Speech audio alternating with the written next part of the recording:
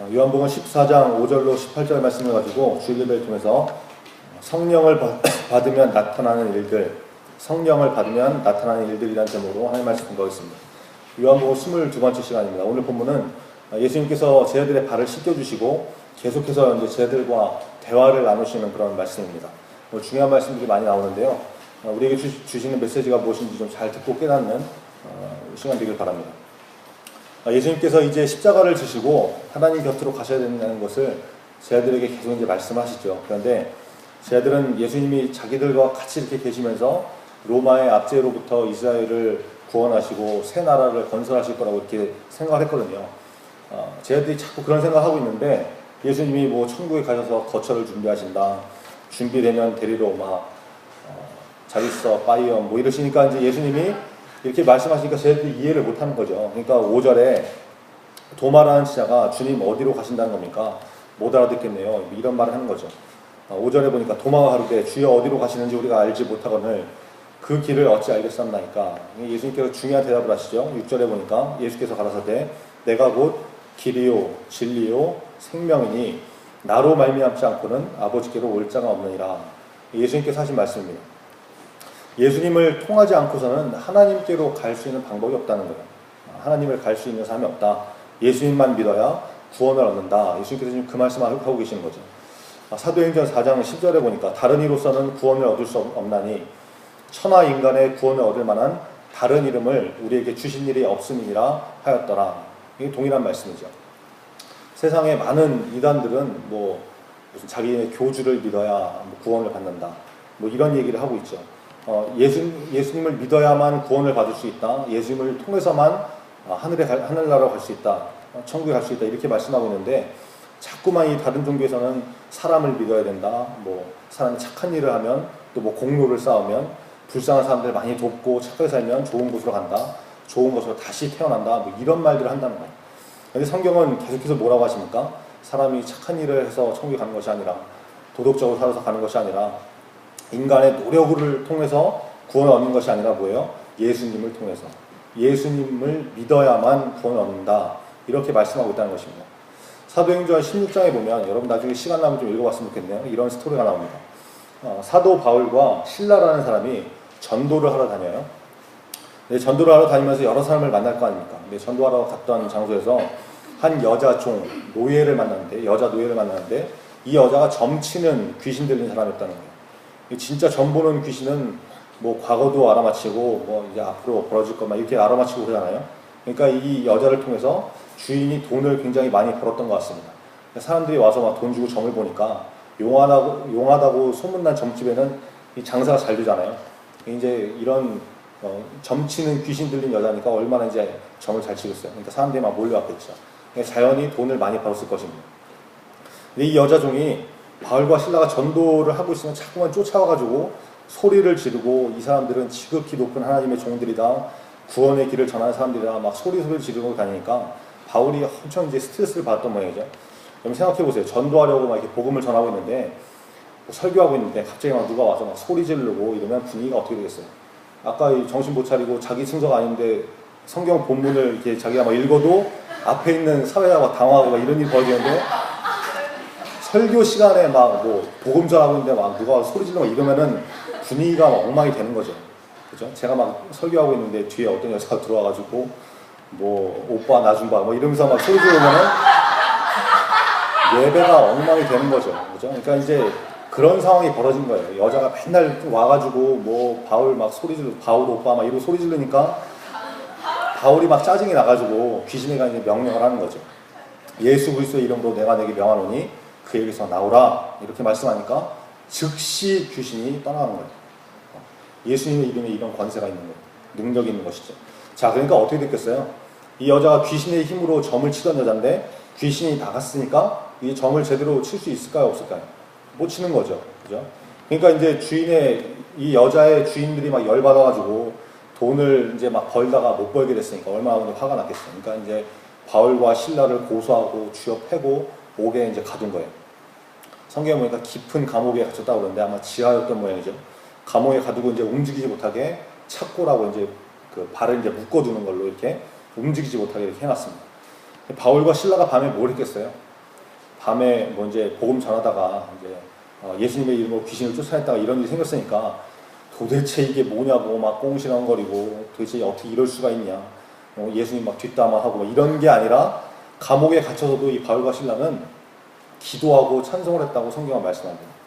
그러니까 그때 어떤 일이 벌어졌느냐.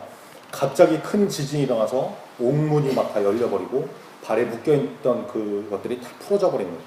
그러니까 감옥을 지키던 간수가 자다가 밤중이었으니까, 한밤중이었으니까 자다가 막 지진이 일어나고 막 이제 깜짝 놀라서 깼겠죠.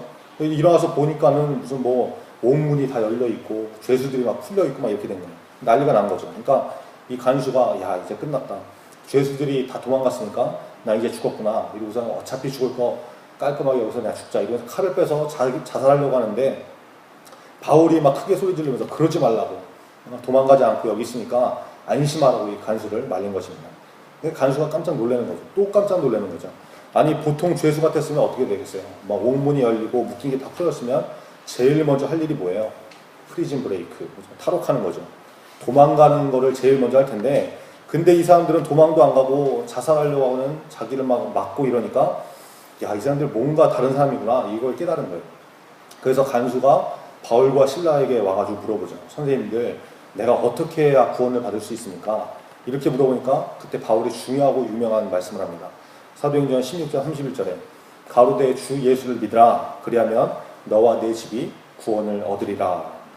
다른 거 없다는 거죠. 예수님 믿으면 예수님이 길이시고 진리시고 생명이시기 때문에 예수님만 믿으면 너와 너의 집이 구원을 얻는다고 성경이 말씀하고 있다는 것입니다. 이 믿음이 여러분 가운데 있길 바랍니다. 성경은 끊임없이 말씀하시죠. 예수님밖에 길이 없다. 예수님 외에는 구원의 방법이 없다. 이 말씀하신다고. 성경을 통해서 설교를 통해서 여러분 이 복음을 날마다 듣기를 바랍니다. 그러면 믿음이 커지게 되어 있습니다. 로마서 10장 17절에 보니까 그러므로 믿음은 들음에서 나며 이제 말씀을 들음에서 나며 이 들음은 그냥 아무거나 듣는 것이 아니라 그리스도의 말씀으로 말미암으니라 이렇게 말씀한다는 거예요. 그래서 말씀이 중요한 것이죠. 여러분 말씀을 많이 듣고 또 성경을 많이 읽으셔서 믿음 가운데 굳게 설 수 있는 저와 여러분들이 간절히 바랍니다. 자, 그 다음에 나오는 7절부터 11절의 말씀은 예수님이 곧 하나님 되신다는 말씀을 예수님께 막 하시는 거예요. 하나님은 삼위일체 하나님이시라고 했죠. 성부, 성자, 성령 하나님. 하나님, 우리가 이제 하나님이라고 부르는 성부 하나님, 예수님, 성령님, 이 세 분이 동일하신 분인데, 근데 이제 빌립이라는 제자가 예수님한테 아버지를 우리한테 보여주세요. 뭐 그러면 뭐 좋겠습니다. 이렇게 얘기하니까 예수님께서 말씀하시죠. 9절에 보니까 예수께서 가라사대 빌립아 내가 이렇게 오래 너희와 함께 있으되 네가 어떻게 나를 알지 못하느냐. 나를 본 자는 아버지를 보았거늘 어찌하여 아버지를 보이라 하느냐. 11절에 보니까 내가 아버지 안에 있고 아버지께서 내 안에 계심을 믿으라. 그렇지 못하겠거든 행하는 그 일을 인하여 나를 믿으라. 이렇게 말씀한다는 거예요. 하나님과 예수님이 동일하신 분이기 때문에 예수님을 본 사람은 하나님을 본 것이라고 말씀하시는 거죠. 그리고 하나님과 예수님이 동일하신 분인데 그걸 내가 못 믿겠다, 이해가 안 된다 이러면은 예수님이 행하신 일들을 통해서 예수님이 하나님 되심을 믿으라는 것입니다. 예수님께서 이 땅에서 많은 기적을 베푸셨죠. 물로 포도주를 만드시기도 하고 병자를 낫게 하시기도 하고 죽은 사람을 살리시기도 하고 또 물 위를 걷는 그런 기적들을 행하셨잖아요. 이게 사람이 할 수 있는 일이 아니죠. 그 일들을 통해서라도 제발 믿어라. 그리고 믿고 구원받아라. 이 말씀하신다는 것입니다. 제자들도 의심하고 믿지 못한 일들이 있었어요. 그렇다 그러면 우리도 예외가 아니겠죠. 그래서 날마다 믿음 가운데 거하도록 말씀과 기도로 여러분 무장하셔야 된다는 것입니다. 성경을 많이 읽고 날마다 기도에 힘쓰는 청소년들 되기를 바랍니다. 자, 근데 우리가 기도할 때 이제 마무리를 어떻게 했었어요? 예수님의 이름으로 기도를 하잖아요. 그죠? 이게 왜 그렇습니까? 예수님이 그렇게 하라고 하시니까 그렇게 하는 거죠. 13절과 14절에 나오죠. 너희가 내 이름으로 무엇을 구하든지 내가 시행하리니 이는 아버지로 하여금 아들을 인하여 영광을 얻으시게 하려 함이라. 14절에 보니까 내 이름으로 무엇인지 내게 구하면 내가 시행하리라. 그죠? 예수님께서 예수님의 이름을 통해서 구하라, 기도해라 이렇게 말씀하잖아요. 그러니까 우리가 기도를 예수님의 이름으로 기도합니다. 이렇게 하고 기도를 하는 것이죠. 여러분 기도할 때 예수님의 이름으로 기도 안 하는 사람도 있어요. 모르고 안 하는 사람도 있지만 뭐 어떤 사람들은 뭐 성모 마리아한테 기도하는 사람들도 있고 신학교 교수인 분들 중에도 예수님의 이름으로 기도하는 것은 맞지 않다 이렇게 해서 뭐 기도 안 하는 분들이 있더라고요. 문제가 있는 거죠. 남들이 어떻게 하든지 여러분 그게 중요한 게 아니에요. 예수님이 성경을 통해서 어떻게 하라고 하시느냐, 이게 가장 중요한 것이죠. 예수님께서 분명히 말씀하시죠. 내 이름을 가지고 기도해라. 그죠? 그래서 저와 여러분은 기도할 때 반드시 예수님의 이름을 힘입어서 예수님의 이름을 통해서 기도하는 저와 여러분 되기 바랍니다. 자, 예수님은 저희들을 떠나가시지만 예수님께서 또 다른 분을 보내주신다고 약속하시죠. 그게 누구예요? 보혜사. 성령님을 보내주신다는 거죠. 보혜사라는 말은 이제 도와주시는 분이라는 의미인데, 우리를 도우시는 분, 성령님이 그 역할을 하시는 분이라는 거죠. 16절과 17절을 보니까 내가 아버지께 구하겠으니 그가 또 다른 보혜사를 너희에게 주사 영원토록 너희와 함께 있게 하시리니 저는 진리의 영이라 세상은 능히 저를 받지 못하나니 이는 저를 보지도 못하고 알지도 못함이라. 그러나 너희는 저를 아나니 저는 너희와 함께 거하시며 또 너희 속에 계시겠습니다. 성령님을 보내주신다고 약속을 하시면서 성령님에 대해서 이렇게 소개를 하시죠. 성령님은 진리의 영이시고 세상은 성령을 받지도 못하고 세상은 성령님을 볼 수도 없고 알지도 못한다. 이렇게 예수님께서 말씀하십니다. 구원받은 백성인 우리는 성령님을 알고, 그죠? 우리가 경험을 통해서 알잖아요. 우리를 만나주신 성령님을 경험을 통해서 알죠. 우리 성령님께서 함께 계시고 늘 동행하시고 친히 우리 안에 거하시는 것을 우리가 알기 때문에 성령님을 느끼고 체험할 수 있다는 것이죠.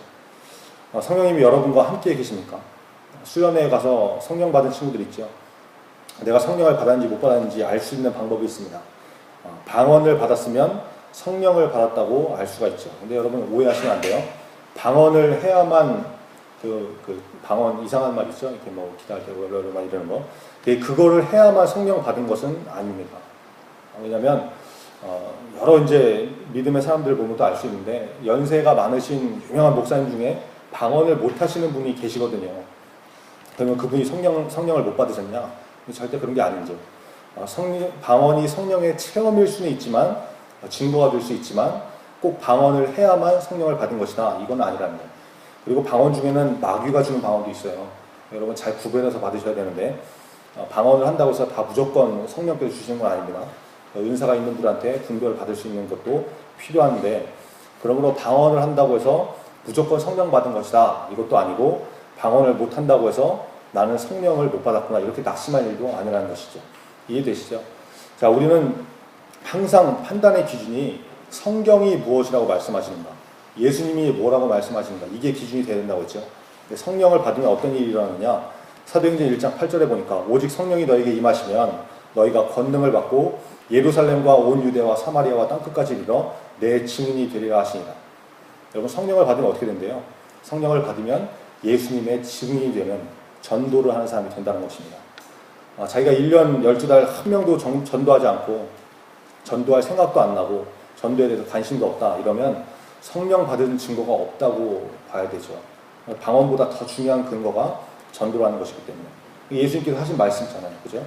또 성령을 받으면 여러분 어떻게 됩니까? 갈라디아서 5장 22절과 23절 보니까 오직 성령의 열매는 사랑과 희락과 화평과 오래 참음과 자비와 양선과 충성과 온유와 절제니 이 같은 것을 금지할 법이 없느니라. 성령의 열매에 대해서 말씀하고 있죠. 성경이. 성령 받은 사람은 이런 열매들을 맺는다는 거예요. 사랑이 넘친다든지 싸우고 있는 다툼이 일어나는 거에서 화평하게 만든다든지, 어떤 힘든 일이 있어도 오래 참는다든지, 하나님에 충성한다든지, 성격이 온유하고 악한 일들 이런 거 절제하는 그런 능력이 있다든지, 이런 것들이 삶 가운데 나타나야 그게 성령 받은 증거가 될 수 있다는 거죠. 그러므로 성령을 받은 사람과 받지 않은 사람이 차이가 있겠어요, 없겠어요? 당연히 있죠. 삶으로 드러나기 때문에. 세상 사람들과 내가 사는 모습이 구별이 안 된다. 똑같은 것 같다. 갖다 놓고 보면 내가 교회 다니는 사람인지, 내 친구가 교회 다니는 사람인지, 교회 안 다니는 애가 교회 다니는 사람 족보인지, 이게 구분이 안 되면 문제가 있다는 것입니다. 예수님을 믿는다는 것은 삶이 변화되는 것이라고 했죠. 예수님 닮은 사람이 되는 것, 자연스럽게 그렇게 변화가 된다는 거예요. 예수님 믿고 성령 받으면 성령의 열매가 나타나는 삶을 살 수밖에 없기 때문에 그렇게 변화된다는 것이죠. 근데 그게 우리가 무슨 힘쓰고 애써서 억지로 그렇게 되는 것이 아니라 성령의 능력으로 자연스럽게 이렇게 변화가 되는 거예요. 청소년들이 수요예배, 심야기도회, 새벽기도에도 나온다고 그런다면서요. 평소에는 수요예배 나와라, 새벽기도 하자 이러면은 그런 걸 어떻게 하냐고, 제정신이냐고, 말이 되는 소리 하라고 이렇게 얘기했던 사람들이 자기들이 알아서 막 나와서 기도하고 옆에 있는 사람 뭐 같이 나가자 그러고 이런 일들이 벌어지잖아요. 그렇게 하고자 하는 마음이 어디서 나왔겠어요? 그 마음을 누가 주셨겠냐, 그죠? 성령님께서 주시는 거죠. 그러니까 여러분이 예수님 잘 믿고 성령 충만한 사람이 되면 자연스럽게 삶이 그렇게 변화된다는 것입니다. 성령의 열매를 맺게 되고 하나님 앞에 더 나오게 힘쓰게 되고 하나님의 일에 충성하게 되는 그런 모습이 있다는 거예요. 여러분, 변화의 능력은 우리에게서 나오는 것이 아닙니다. 성령께서 하시는 거예요. 그래서 우리가 변화되는 것은 성령님께서 우리 안에 거하시고 성령으로 충만한 신앙생활을 하면 우리가 삶이 변화되게 되어 있습니다. 여러분, 오늘 말씀 기억하시고 우리가 아직 변화되지 않은 모습이 있다 그러면, 세상 사람들과 같은 모습으로 살고 있다 그러면 이제 성령님께서 우리 안에 충만히 되어서 우리의 삶을 변화시켜 달라고 말씀과 기도에 힘쓰고 또 하나님 앞에 충성하는 모습이 있는 저와 여러분이 되기를 간절히 바랍니다. 기도하겠습니다. 우리 다 같이 무릎 꿇고 기도하죠. 오늘 말씀 기억하시면서 예수님이 길이시고 진리시고 생명이시라고 했죠. 예수님을 통해서만 구원을 얻는다고 성경은 말씀합니다. 우리가 그대로 믿는 자가 되게 달라고, 예수님을 믿는 그런 믿음의 사람 되게 달라고 기도하시고, 성령을 받으면 삶이 달라진다고 했죠. 우리가 예수 그리스도의 증인이 될 수밖에 없고 성령의 열매를 맺는 삶이 되기 때문에 우리가 세상 사람들과 구별된 삶을 살 수밖에 없습니다. 우리가 하나님 앞에 바로 서 있는, 또 성령 충만한 그런 삶이 되게 달라고, 그래서 삶이 변하는 인생이 되게 해달라고 우리 말씀을 기억하면서 다 같이 기도하겠습니다. 하나님 아버지 감사합니다. 주님 역사에 주셔서 오늘 말씀을 통해서 우리의 주신 메시지를 듣게 하시고 아버지 말씀을 통해서 예수의 말씀을 기억하면서 예수의 말씀을 기리시고 예수의 승리하시고 성경으로 예수님만을 기억하면서 하나님의 성령을 받고 있으며 승리하는 놀라운 역사를 말씀드립니다. 우리 청소년들 주님께 배우는 축복하고 주님 받은 은혜를 가지고 하시고 나라가 승리를 가면 되시고 아버지 또 우리를 충분하시고 이제 나를